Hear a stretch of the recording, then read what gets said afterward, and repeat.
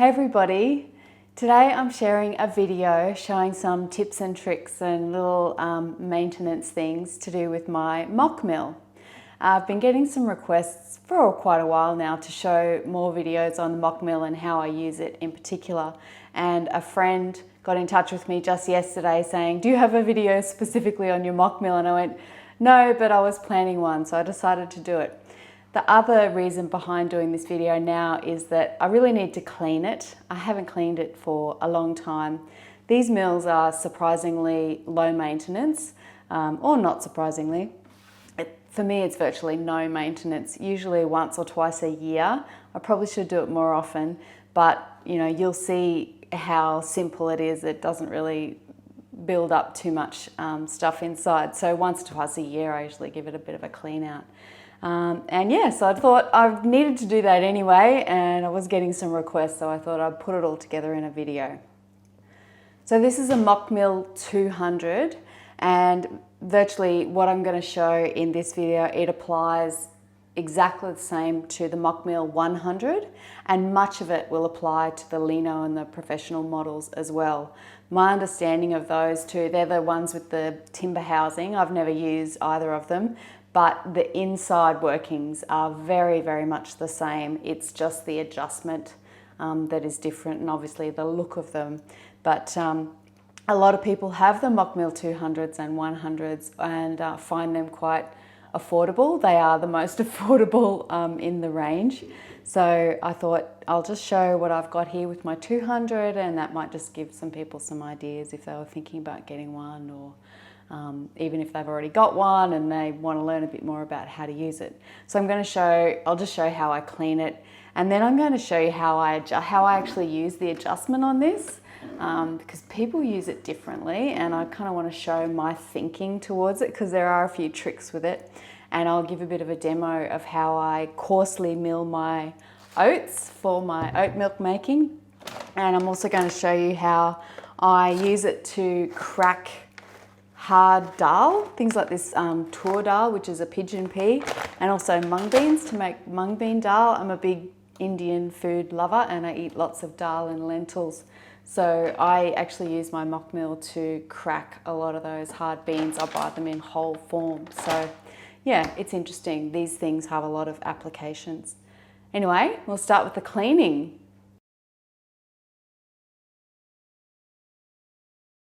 Okay, so cleaning a Mockmill 100 or 200 is a very straightforward affair, and honestly it doesn't need to be done that often. As I said, I only do it maybe once or twice a year. I probably should do it a little bit more often. All of the instructions are in the little book that come with the mill, but once you've done it once, it's really easy. Just unplug it before you do anything. I usually give the cord a little bit of a wipe, just because it gets a bit dusty, and clean the bench behind where it sits, do that pretty regularly anyway. I just give the outer housing a bit of a wipe with a damp cloth. Nothing too hard about that. And a dry cloth. I really like the housing on these Mockmill 100s and 200s. It just really kind of suits my aesthetic. I give the inside of the lid, basically everything that you can, just wipe down with a damp cloth. Just do that. And the reason for that is that you do get a little bit of build-up of just kind of dust really from the grain. You might be able to see it in there, just a little bit of dust in there, and that's just from all of the dry grains that get put in there very regularly. So I just give that a wipe out with a damp cloth, but make sure your cloth is really, really well wringed out. You don't want it really wet. You do not want any moisture getting down there in the hopper. It has to stay incredibly dry, so even just using a dry cloth would probably be fine, but I just like the slightly damp cloth method, and dry it up so it's very well dry. And that's pretty much the cleaning for the outside. Next is the process of taking off the hopper just so we can have a little clean out inside. So the first step is to undo your adjustment lever. It's just a screw. So you just undo that. There you go. It's just a screw.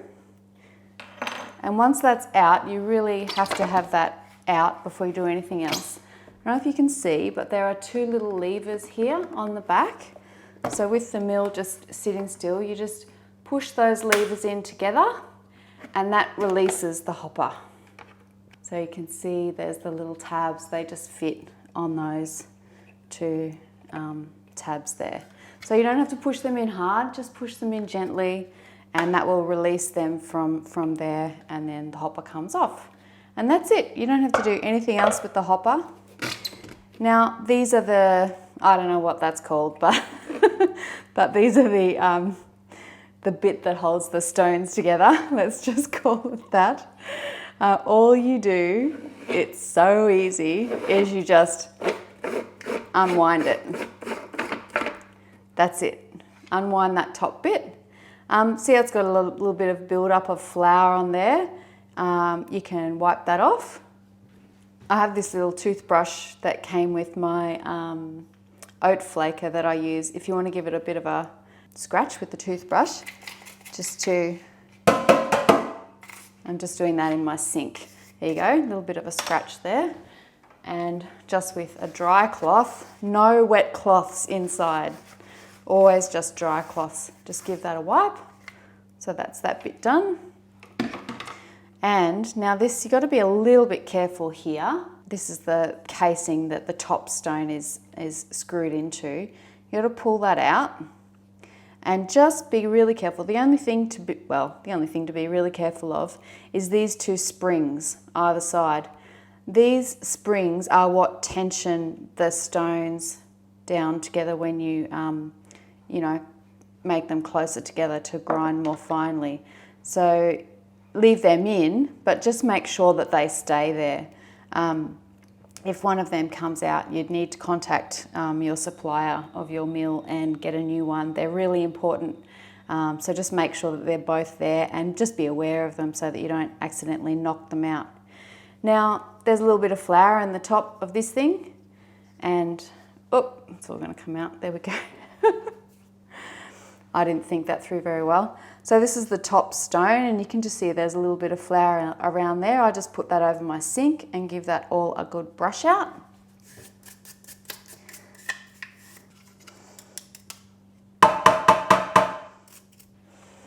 There you go, that's all pretty clean.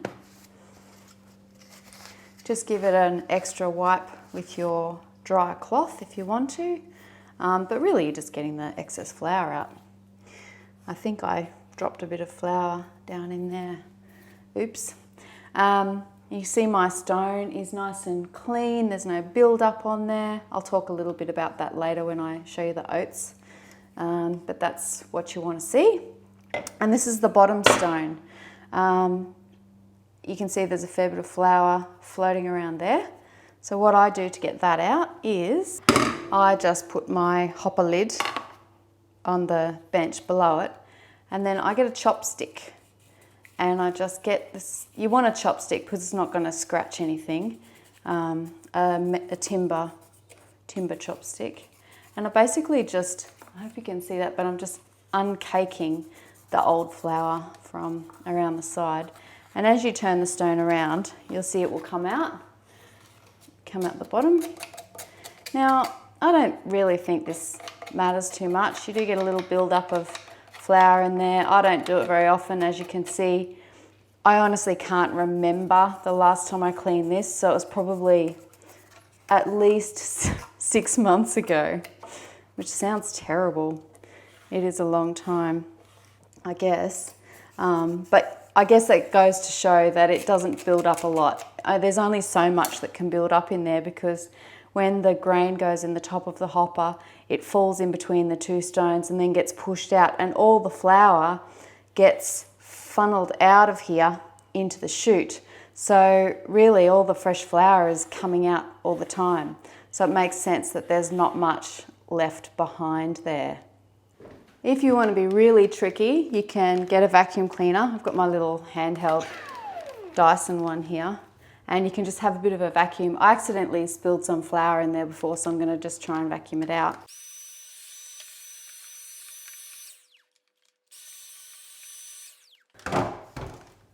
There we go. I think that helped a little bit. I also just clean out this little bit down here. This chute can get a little bit of flour build up in there. You can just wipe that out with a damp cloth if you want. I usually just use my finger. So after about 6 months of use, that is all of the flour that has got stuck in there. So that's pretty good. And I can't see any bugs or anything nasty in there. So, you know, if you do this every few months, you're not going to have anything going really nasty inside your mill. And that's really about it. Now I'll put it back together. So again, making sure your little springs are in the right place. And you can see these two bits here that line up with where the springs go. They have to go on top of the springs. So just kind of carefully put that down on there. And you can see how the springs are working to push the stones apart, and that helps the stones to stay apart when you've got the adjustment to a more open setting. So the springs are really important to keep it open when you want it open. Now we put this bit back on the top.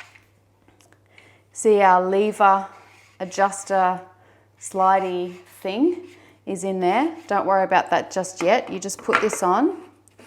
Make sure it's kind of threaded nice and evenly. And you just basically, the trick is what I do, and I think this is what it says to do in the book, screw it down until that mark is at 6 o'clock, and then take it back to 3 o'clock.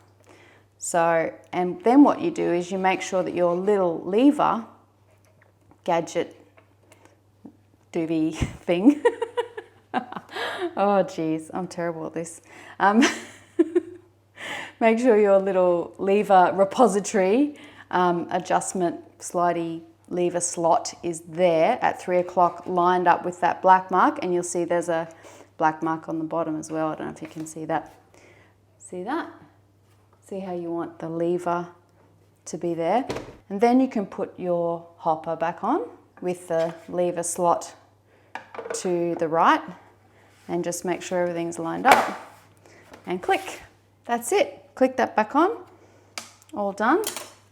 And then lastly, get your lever back on. You just pop it in the hole and screw it in.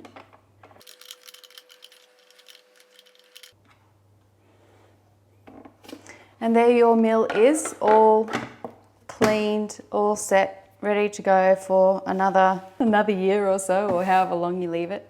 And that's it. That's all the maintenance you ever need to do on one of these.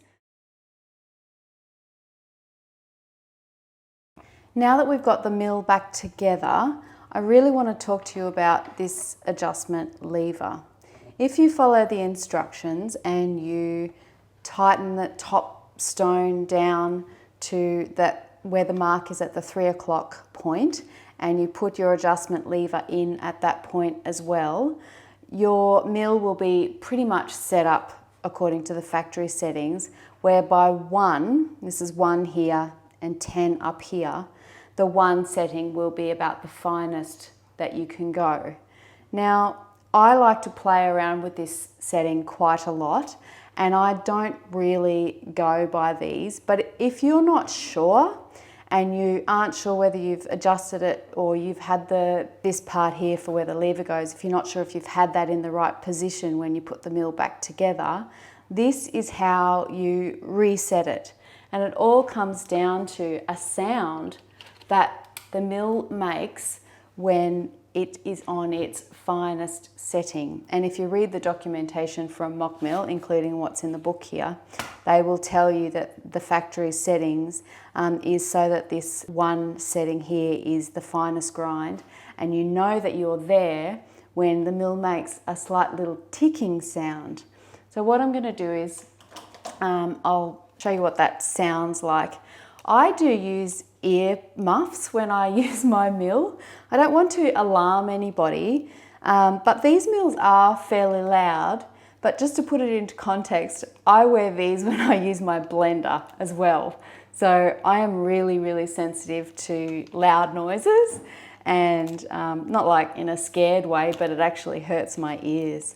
So I really like to protect my hearing, and you know, not everybody would be bothered with this with a Mockmill or with a blender, but I like to wear earmuffs. So I'll just turn the mill on, and I'm going to bring this down to this ticking point, and we'll see where that is, and I'll show you what to do. I'm just going to put a bowl under there because sometimes when you first turn it on, a bit of extra flour comes out. So we'll turn it on.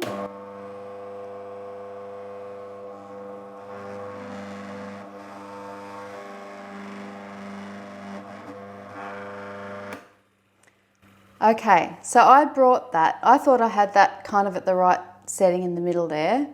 I brought that right down to 1, hard against that edge, and I didn't get any ticking sound. So what I want to do is loosen off this knob, and what happens is the inner stone doesn't adjust at all. This is free moving then. So I'm going to bring this up a bit, tighten it again, and then see if I can find that ticking point. So we'll tighten it again.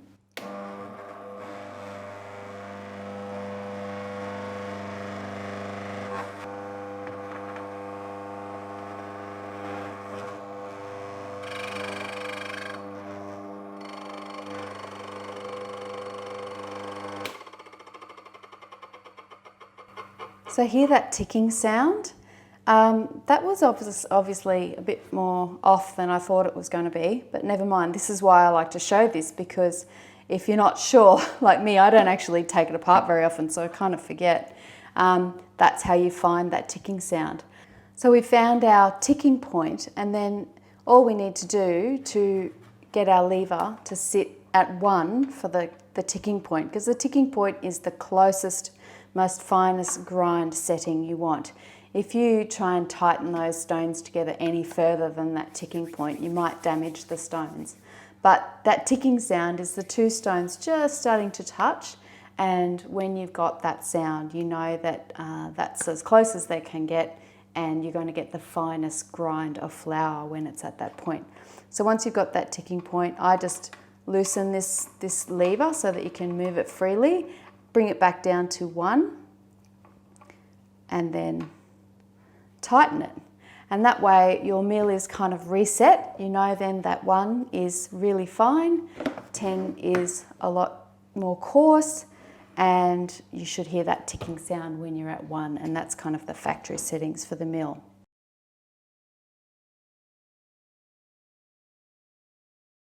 For most flour preparations, you will only need between 1 and 10. So you'll get fairly coarse flour on 10, and anywhere from sort of here down, 5 to 1, will make quite a fine flour. And for just about all of my breads, I mill my flour as finely as I possibly can, especially wheat and spelt and loaves like that, where you want to get a really nice gluten development. It does help to have the bran particle sizes as small as possible. But what if you want to mill something really coarsely? Or what if you want to crack a bean like a tourdal? Or, you know, what if you want to mill your oats so that they're really chunky, you know, to make a really rustic, rough kind of porridge? Or you want to grind them up to make oat milk, which is what I do. Well, I have tested all of these, and 10 is not coarse enough for what I want. 10 makes a coarse oat flour, but it's still flour. and when I mill my oats, I want them to be really chunky. The other thing too to bear in mind with oats is that you really must only do coarse grinds with oats in the Mockmill. Oats are very fatty, they're about 7% fat, and because of the oil in oats, if you try and mill oats in one of these too finely, it can gum up the stones, and that's the only time I've ever gummed up my stones in the mill. It's very easy to fix. There's instructions on how to do that in the book. All you do is run rice, white rice, brown rice, any kind of rice, through the mill and run it through a few times, just on a coarse setting and then finer settings, and that cleans off all of the oily stuff that may get stuck on your stones. But yeah, so when I mill my oats, I want them to be quite coarse. So how do you do that if you've only got this 1 to 10? Well, this is where the unscrewing the lever comes in handy. So what I do is I have found that I call it 17 or 18 setting. Now, you might be thinking, what is she talking about? Basically, it's 10. So I open the stones up to 10, because you're opening the distance up between the stones. That makes the grind a lot more coarse. And then I undo this lever, I loosen it off so it's not engaged, pull it back to 1, tighten it again to re-engage it, and then I push it up to about 7 or 8. So in my mind, that's 10 plus 7, or 7 to 8. And that gives a really nice coarsely milled oat, which I like to use to make my oat milk. So I'll show you what that's like. I actually need to refill my container today as well, so I thought I'd include this in the video. So this is just my little container that my oats go in. I've got that on 17, 18, and it's just as easy as turning the mill on, pouring the oats through.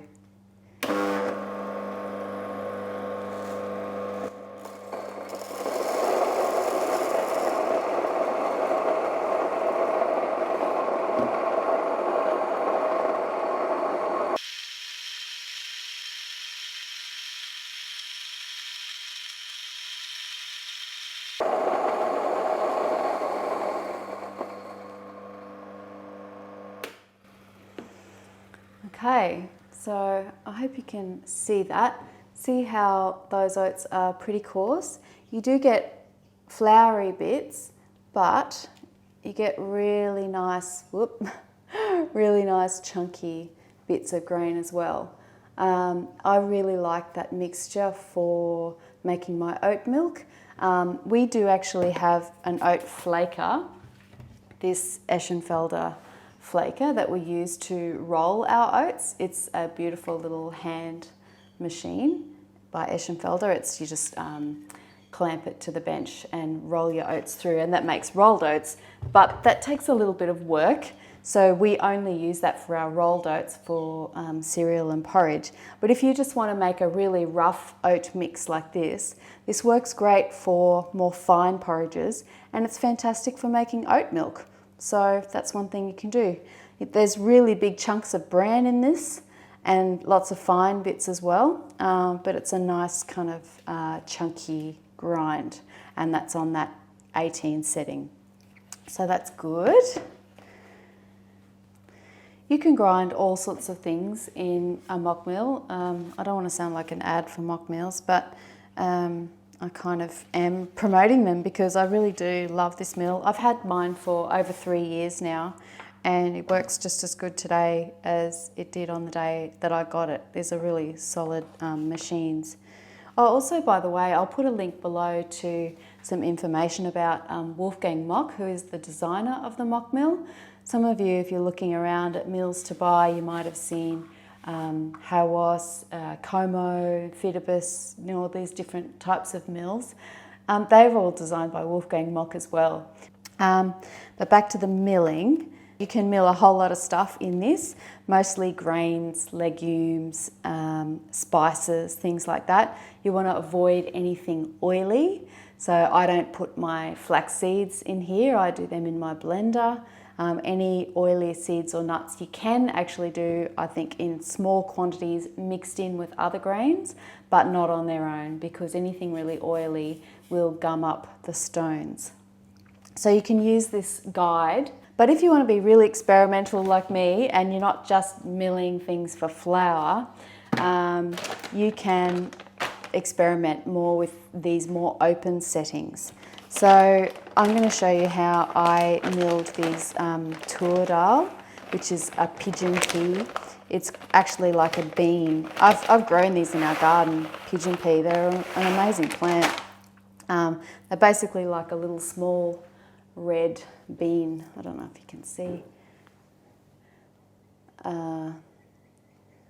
A little small bean, and they're used a lot in Indian cooking, but they're usually split and they're kind of a mustardy yellow colour inside, and you usually buy them split and without the husk. But I like to buy things whole and use the whole plant in my cooking. But these are really hard to make dal with in the whole form, so I split them in the Mockmill. And how I do that is, I can't actually remember which setting I used. It was somewhere around the 17, 18, even maybe the 20. And I call this 20 because it's 2 lots of 10. If I wanted to take this back to the original 1 setting, I would bring it all the way back to 1, loosen that off, take it back up to 10, and basically re-engage that. And then you're back on the original 10 to 1. Pull that down, and that would be ticking there. But we want this to be really open, so I take it all the way up to 10, disengage, bring it back to 1, re-engage, and then open it up. And you can feel, when you get to this point up here, you can feel the resistance is a lot less, so you know that your mill stones are fairly open. I'm going to try this on 18. It's been a while since I did it, I can't remember. And when I'm experimenting like this, I just give it a try and see how it goes. And you can just put a little bit through and then see what it looks like and then make adjustments.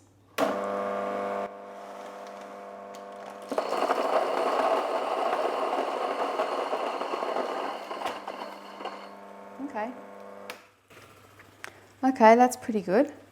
So you can see in there, I don't know if you can see, so I got some floury bits and I got some chunky bits where the dal has kind of split into big chunks. I don't know if you can see.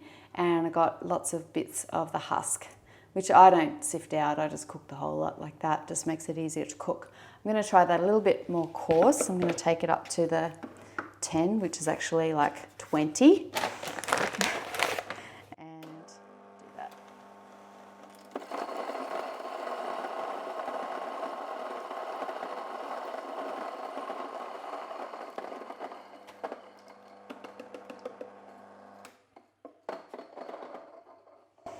There you go. So that's a fair bit more coarse that time. You can see there's lots of floury bits as well.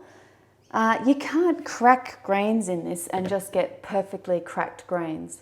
Because they're going through the 2 stones, you will always get that floury part. But I find with the recipes that I use, you know, it's quite okay. Most of the time, all I'm really using this for is just for my bread making. So I mill regular hard white wheat, spelt, khorasan, kamut grain, millet, sorghum, teff, all sorts. Brown rice. I use brown rice flour in my little banneton shaker. This is just my dusting flour that's milled in the Mockmill. You can do all sorts of things. And yeah, it's a really fantastic little machine. So I think I'll leave it there for the grain milling today. I'm just going to adjust this back down to the normal setting, back down to the regular one. My husband uses this as well. He loves to make the sourdough bread, but he doesn't do the big open adjustments for the beans and other things that I do, so I tend to try and leave it on this fine setting so that if he wants to mill bread, it's kind of ready to go. He can just make little tweaks if he wants to. Yeah, I hope that was useful. I just wanted to say that this video wasn't sponsored by Mockmill, although I am a huge fan of them and I do really recommend them. I have some links which I'll put in the description box. I have partnered with Mockmill in a couple of ways with their USA sales, which all happen through the Mockmill US site, which is run by Breadtopia, and also directly with the international site in Germany. And also earlier this year, I partnered with Van Roy Machinery in Melbourne here in Australia, who are the official dealer of Mockmill for Australia. And I'm really happy to say that if you want to purchase a Mockmill in Australia, I've got a 5% discount for Aussies if they use my promotional code. So I'll put the details for all of that below. Yeah, Mockmill haven't asked me to do this. This is just something that I want to do. It does help me out a little bit if people use my links. I do get a commission from those sales. But you know, look, I'm really picky and choosy about promoting products, and I get lots of requests all the time to do reviews and things of products. But in a few years, there's only been a couple of things that I've picked. But I paid for this mill myself and I knew that it would be a beauty, and it absolutely is. So anyway, I just hope that helped you if you're thinking about getting one, or if you have one and you wanted some more tips. That's just kind of how I use it, and the maintenance is really, really easy, not much work at all. So they're just a nice little unit that just sits there on the bench and does its thing week in, week out, year in, year out. Can't fault it. Anyway, thanks everyone. Let me know if you've got any other video ideas for things like this, or if you want me to go into milling other things in more depth, show you any other things. I'm happy to do that, but I didn't want to make this video too long. It's already pretty long. So yeah, just let me know in the comments below, or send me an email by the website. Thanks for your support, everybody. Enjoy yourselves. Happy milling if that's something that you are getting into, and I'll see you in the next video. Bye.